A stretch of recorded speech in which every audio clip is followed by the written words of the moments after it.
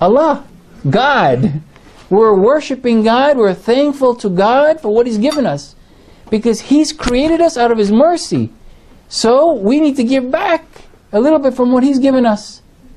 So listen to this. Allahumma inni as'aluka bi asma'ikal kareem wa ismikal kareem. What does that mean? I begin the name of God, whose name is generosity. O ever-living, O self-subsistent, I beseech you in your name, of which the heavens and the earth have lit up, and in your name, with the past and the coming generations have become upright.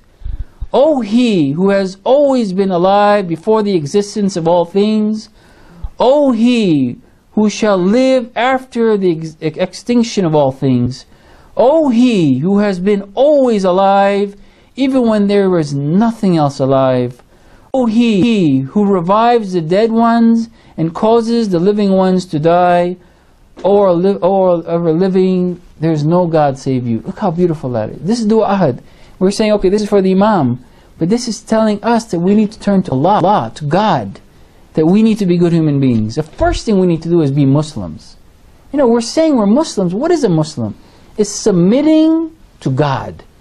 Telling God, I am so appreciative. Look what you've given me. You've given me my mother, my father, my children. You've given me a house. When today, people don't even have homes. And they're being bombed, and they're being butchered, and they're being killed for not having maybe the right name, or being born in the right address. They're being killed for nothing. I mean, look at Gaza today. We're living in a world that the world looks on when children are being butchered. Some people say, well, don't talk against this. Well, if it's injustice in the world, I'm going to say it. And if you don't like it, that's your problem. But I'm going to say it. If there is anywhere in the world, apartheid in South Africa, it was because the world stood up and said, this is wrong. Some people say, well, Nelson Mandela is not a Muslim, but he acts better than a Muslim. And to me, that's what a Muslim is. A person who cares for humanity and obeys God. That's what a Muslim is. Anyway, one big problem, and some of you have come to the camp, I always discuss this, is we've beginning to worship an idol in the 21st century. And this has been going on for a while. And if you read the books of the New Earth, it's about the ego. What is that about? We're worshiping ourselves. Again, I said we're worshiping me, myself, and I. And it's become the new God. Some people say we worship the dollar bill and in gold we trust, that in God. No, we're worshiping ourselves. And Allah says in the Quran, God has not assigned to any man two hearts within his chest. What does that mean? You cannot love Allah and you love an idol at the same time. You can't. You have to have a focus, and that's God. When you have Allah as your focus, everything else becomes easy for you. When you're struggling and you're suffering and you don't find a job or you're in pain, you just turn to God and says, God, you see me suffering and I have total faith in you. I'm going to try my hardest. I'm not going to sit in the corner and pray all day. I'm going to try. But I have faith that you will never abandon me because you've given me this life as a mercy. Anyway, we as worshippers have to forget about the thousands of sufferings that we're going through, because when you look at someone who has less than you, you begin to appreciate something. We always look at, oh, look at that guy has a nice car, his Lamborghini. I don't know, maybe not in Canada. It's kind of, the roads are tough in Montreal. We had an interesting experience in this neighborhood with the cars. But okay, they have their Phantom. You know, I don't know if you guys know what that is. You're driving in your Phantom, nice. Well, a Phantom will feed a whole village for a year in some parts of the world. We're wasting money on excessiveness when we could be helping feed the hungry. I mean, we have to wake up already. What's going on with us? How many more billions of dollars are we going to have in the bank? Warren Buffett with his billions of dollars, he finally gave it away. Maybe for a tax reason. Maybe Bill Gates is doing the same thing, but at least they're doing something. We need to give our $1 away and we'll see the benefits. Anyway, once you do that and you have God as your focus and you begin to appreciate, now we need to be thankful. Now some of you from Toronto, we've talked about this already. But if we're not appreciative of what we have, we're ungrateful. And when you're ungrateful, this is what an unbeliever is. Because after everything you've been given and you're not thankful, this is the mistake we make.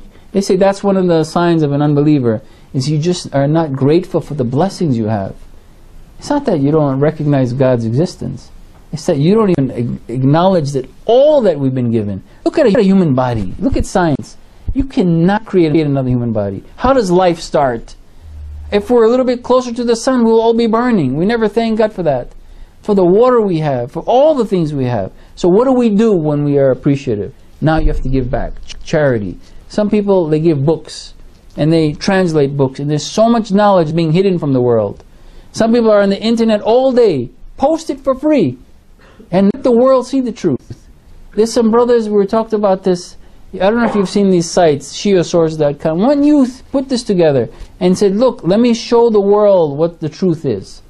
So we started talking in Toronto, and he says, you know, wouldn't it be great to be accessing news from all over the world? We don't know where to go and where the truth is. It's hidden under lies. We have to decipher this. One brother says, okay, I'm going to do this. And another brother, who's many years ago, he says, you know, I already have a domain name, Truth for All. So they're going to put together a news aggregator. Just doing little things. And you're in the computer, take 5 minutes off from playing your video game, do this little website and come back. A little bit of work for God, and you'll see the whole world will benefit. If it wasn't for Facebook and Twitter and all these things, the revolutions wouldn't have happened. The people who are against the revolution, they're shocked. They say, how did this happen? What's going on over here? Well, the people who are the youth of Egypt, the youth of Tunisia, the youth of Bahrain today, the youth of Saudi Arabia, they're standing and says, I'm not going to take this anymore. It's just like Malcolm X in the 60s and Martin Luther King against civil rights. You know, they fought with their lives and they succeeded. We need to do that now.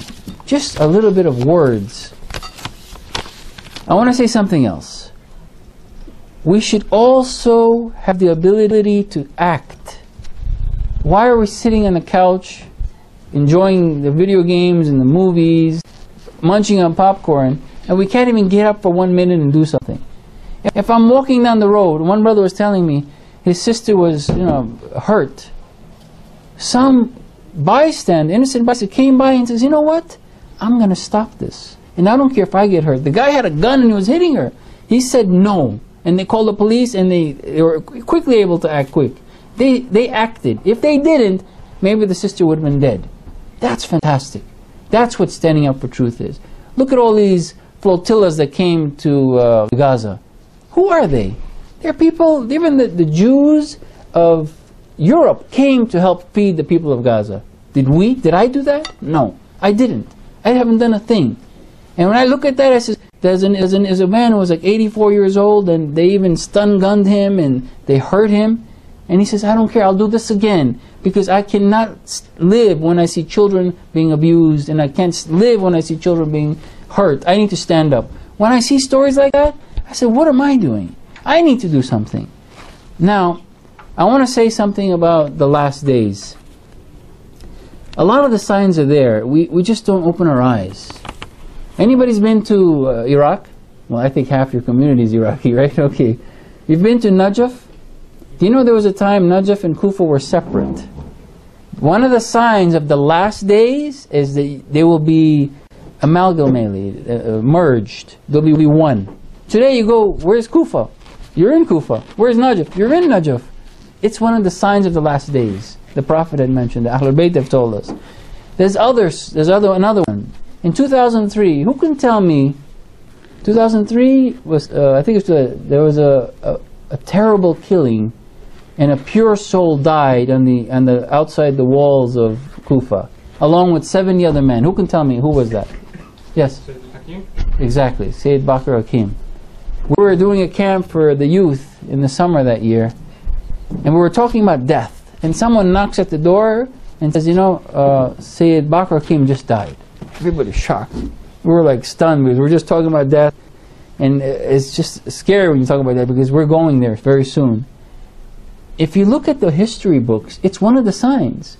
A pure soul will be killed outside the walls of Kufa along with 70 men. How many men were with Bakr Hakim? 70. Coincidental. But that's telling us there's something going on here. The signs are there. There's more signs to come. You know, there's going to be false prophets, false Mahdis. That's already happening. We already hear about that. All this is for us to wake up. Okay, I'm a Muslim, I'm praying, I care for humanity, but I have a wife and kids and I need other responsibilities. Yeah, take care of your responsibilities first, but then begin to care for others. You know, give a helping hand to another human being, like the person who walked by and helped that sister who was being hurt. And the guy had a gun, but they stood up and said, no, we have to stop this man, otherwise he's going to kill her. That's to us telling us we need to do something. Because when the world is being attacked, we have to say something and do something. There's one sign that's amazing.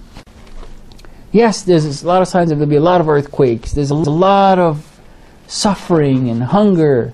Which one? The guys and girls switching. Okay. We live in Canada, so I can say this, right? Brothers will dress like sisters and sisters dress like brothers. That's a good one. I know you like that one. Just don't dress in front of us. Put on your scarf. Okay. Okay. One sign which is amazing. I used to think about how could this be possible? The Prophet said there will be a voice in the sky and the whole world will hear. How could that happen? Radio, mobile phone, internet.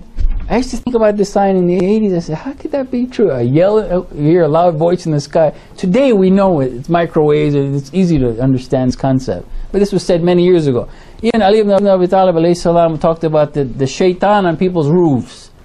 It would be called antenna. They didn't have a word of antenna back 1400 years ago. But he said this will be a big problem in the future. Well, there's another one that's kind of scary. There will be a fire in the sky. And it will be last for days. To me, and the scholars, when they heard that, that could easily be a nuclear accident or an explosion. And today we hear about Japan, they're so worried, easily the earthquake could have hit the nuclear plants and you could have had a big explosion. It can happen anytime. Are we ready? There's so many things happening. What am I going to do tomorrow if I'm dead? I'm going to wish to God that we need to be good human beings. The first thing we need to do is be Muslims. You know, we're saying we're Muslims. What is a Muslim? It's submitting to God. Telling God, I am so appreciative. Look what you've given me. You've given me my mother, my father, my children. You've given me a house. When today, people don't even have homes. And they're being bombed. And they're being butchered. And they're after the extinction of all things. Oh, He who has been always alive, even when there was nothing else alive. O He who revives the dead ones and causes the living ones to die, or ever living, there's no God save you. Look how beautiful that is. This is dua ahad. We're saying, okay, this is for the Imam, but this is telling us that we need to turn to Allah. Being killed for not having maybe the right name, or being born in the right address. They're being killed for nothing. I mean, look at Gaza today. We're living in a world that the world looks on when children are being butchered. Some people say, well, don't talk against this. Well, if it's injustice in the world, I'm going to say it. And if you don't like it, that's your problem. But I'm going to say it. If there's Allah, God, we're worshiping God, we're thankful to God for what He's given us. Because He's created us out of His mercy. So we need to give back a little bit from what He's given us. So listen to this. Allahumma inni as'aluka bi asma'ikal kareem wa ismikal kareem. What does that mean? I begin the name of God, whose name is generosity. O ever-living, O self-subsistent, I beseech you in your name, of which the heavens and the earth have lit up, and in your name, with the past and the coming generations have become upright. O He who has always been alive before the existence of all things, O He who shall live